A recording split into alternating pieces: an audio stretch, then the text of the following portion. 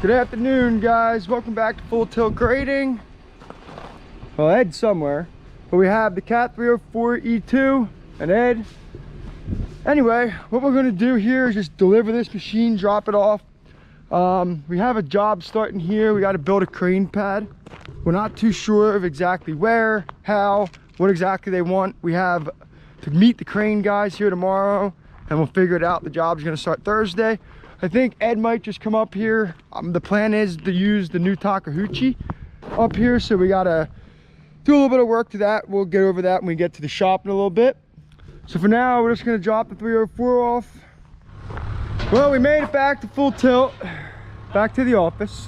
Talking to the camera, not you, Ed. So we do have a little bit of a change of plans. After we were at that job, Ed and I were discussed that we're not gonna take the Takahauchi tomorrow to this job. The only reason why is because it's kind of a far drive. We don't really need this machine.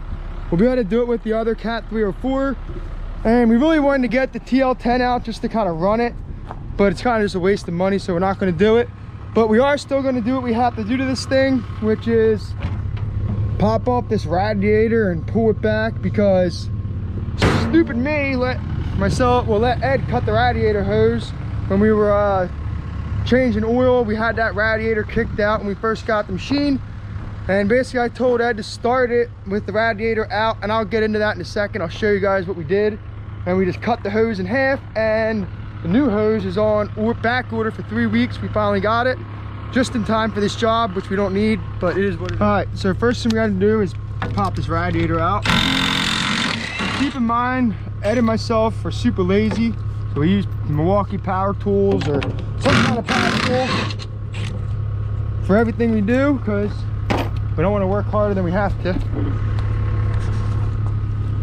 All right, so this right here is the hose that we broke, that lower rad hose. And basically there's a new one on there, just a Pep Boys special. I found it. My buddy's pretty high up at Pep Boys. I went over there and he was able to find me a hose to make it work, so we can work on it for now.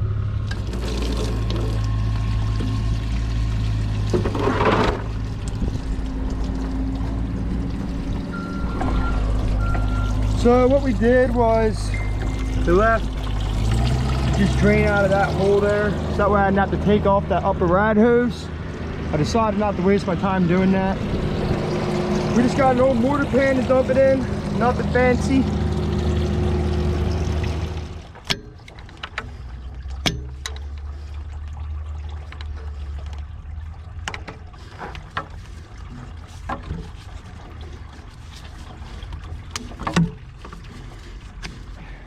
So this is the hose that actually goes on there.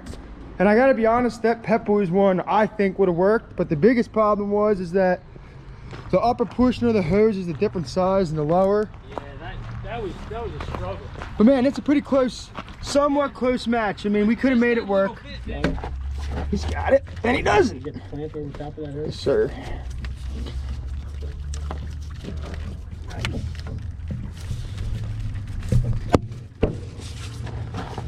It's got a spinner now. Come on, baby.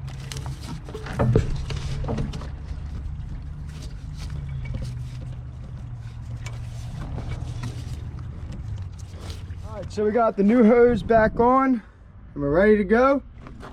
Now I also want to touch on that if we would have never took the radiator shroud off this machine. Hey, buddy, I found your bucket pins But under the chainsaws. me and Ed lose everything. When we say we're gonna put it in a good spot, we will never forget it, and we lose it every time. But right here is the radiator shroud that if I never would have took that off, that hose would have never got cut. This machine wouldn't be down.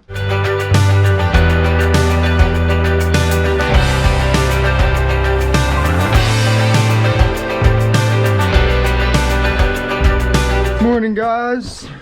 So yesterday working on the Takahauchi went absolutely terrible. Ed's out looking at a job today. I didn't go because I'm gonna stay working on the Takahauchi. But anyway, basically, after doing all that, the coolant that we drained out, after it sat for a minute, and we didn't get all this on video because we weren't happy about it, so we decided not to film it. Which, whatever, we should have, but that's just us. Anyway, basically it had oil on top after it sat, about an 1/8 inch of oil.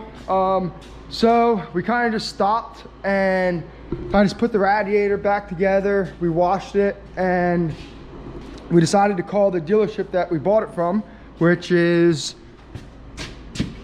Hollinger and Son. And basically they were nice enough to say, hey, we're gonna call a guy that we know and we think the problem could be the EGR cooler. So we're hoping that they're right, but they're gonna help us out with getting it fixed. So they're great guys, thank you guys. Anyway, we're gonna take this radiator, swing it out, and I gotta put that shroud back in because yesterday I didn't. And I'm also gonna put all the plates on underneath of the belly pan. And then I'm gonna call that place that's gonna fix the machine and see if I can schedule an appointment. I pretty much got the shroud all back in. So basically you got a bolt there, a bolt there. There's 4 total. And I found it best to just kind of climb up here. Now we're missing our shock here, so this sucks, keeps dropping on my head, but whatever. And there is 1 there, and then on all the way down there. You guys probably can't see, it's tight to get to. Now, I did find that I was able to get in there with the Milwaukee ratchet, but not the 3/8 gun. So we're gonna tighten these down and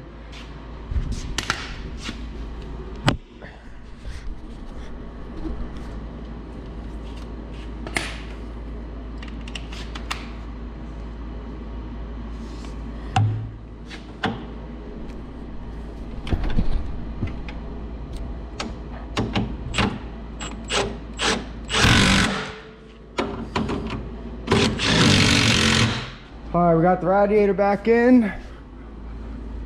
We're gonna double check this time to make sure no hoses are in the way. You fooled me once, but you ain't fooled me twice, Takeuchi. Yeah, we're all clear, nothing's gonna hit. And again, also make sure you guys clip your overflow tank hose back in. Don't let it get sucked into the fan. Well, we talked to the dealer and we gotta drop this thing off today. Takeuchi is 100% back together. All the belly pan plates are in. I didn't video it just because it was tight under there. Nothing really good to see.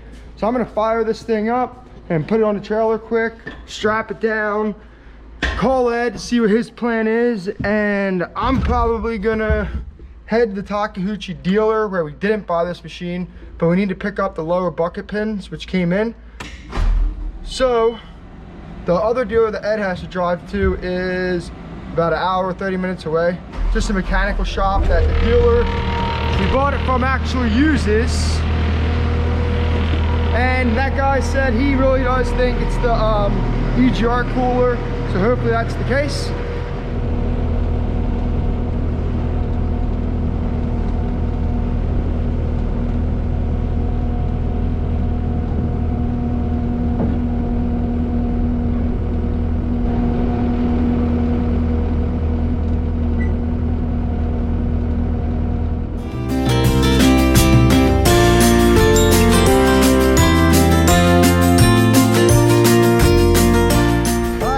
To the shop that's going to fix the TL10.